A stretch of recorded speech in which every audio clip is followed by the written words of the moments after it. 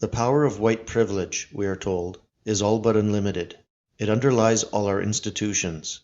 It is responsible for all non-white shortcomings.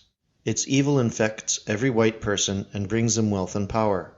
To be white is to be one of the lords of creation, filled with what certified MacArthur genius Ta-Nehisi Coates calls the eldritch energies, dwelling within the glowing amulet of whiteness. Yet even those non-white Americans who could claim the sacred status of whiteness, for example, Arabs classified as white by the Census Bureau, resist its power, not out of principle, but because they know the truth. In modern America, whiteness is a mark of Cain, not a key to status, and political power comes from shedding the imagined privileges of whiteness and securing the actual privilege of a minority. For that reason, what are now called Americans of Middle Eastern and North African descent, or MENA, are clamoring for a new category on the 2020 census so that they will no longer be called white. Dr. Jermina Wad, a college professor who profits from the multicultural racket, claims her co-ethnics need a separate category to symbolize their marginalization and lack of recognition within the United States. Without their own classification, Americans of Arab and Middle Eastern origins are not accounted for when it comes to social services, she claims, and are left out in analyses assessing the educational, health, and economic needs of this minority group. A MENA designation is thus a way for Arabs and others to trade on their identity, claim inequality, and then get more government benefit. Similarly, Laura Zabib of Columbia University, in a column called "Stop Calling Me White, I Am Arab," demands a MENA class because being labeled white causes us to be underrepresented in advocacy efforts for minorities and to have a less cohesive lobbying voice. This argument is not only an implicit acknowledgement that whites cannot lobby for their own interests, but also confirms that the purpose of a MENA category would be to get public benefits and affirmative action. Ms. Zabib adds that her parents' attempt to conform to American culture prevented her from being a voice of diversity within her own small conservative town and curbing the discriminatory practices we now see coming to light, in her own words.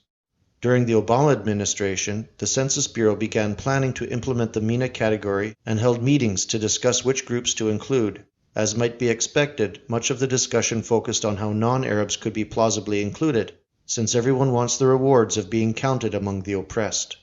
The high-profile speaker, Arab-American Linda Sarsour, who also became infamous since President Trump's inauguration, is now best known as a left-wing protest leader.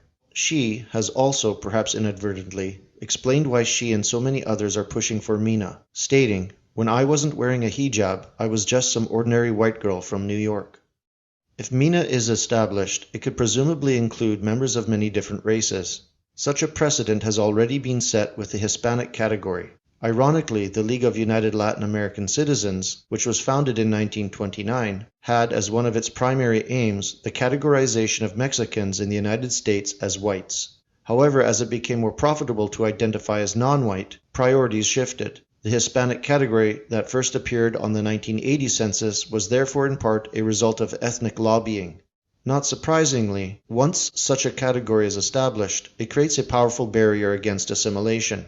Other groups then will also try to carve out their own ethnic fiefdoms in the census, thus justifying more redistribution of resources from the host population. Many Americans take advantage of affirmative action by identifying as non-white. Mixed-race figures such as former President Barack Obama and even mostly white people already identify as non-white because of the political and social advantages. The rapid emergence of homosexual and LGBTQ identities may even be partially explained as a tactic for whites to avoid the negative consequences of being labeled white. Today, homosexuals, bisexuals, transgenders, and other more exotic labels are used not just to describe those who practice certain sexual behaviors, but to designate people entitled to benefits, set-asides, privileges, and official protections. So it's tempting to say such an irrational system will eventually crumble under its sheer absurdity, or as the number of the oppressed swells far beyond the number of oppressor whites. Ultimately, if all economic activity in the West is not to be crippled by racial rent-seeking, whites must organize as a group and stop anti-white racial preferences entirely. Yet this is difficult since whites think they can succeed as individuals regardless of what official obstacles they face. And this is the genius and curse of our people, that we so often can.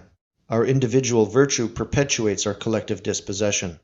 If there is a dark magic in whiteness, as Mr. Coates would have us think, it's the ability of European Americans to remain blind to their own subjugation.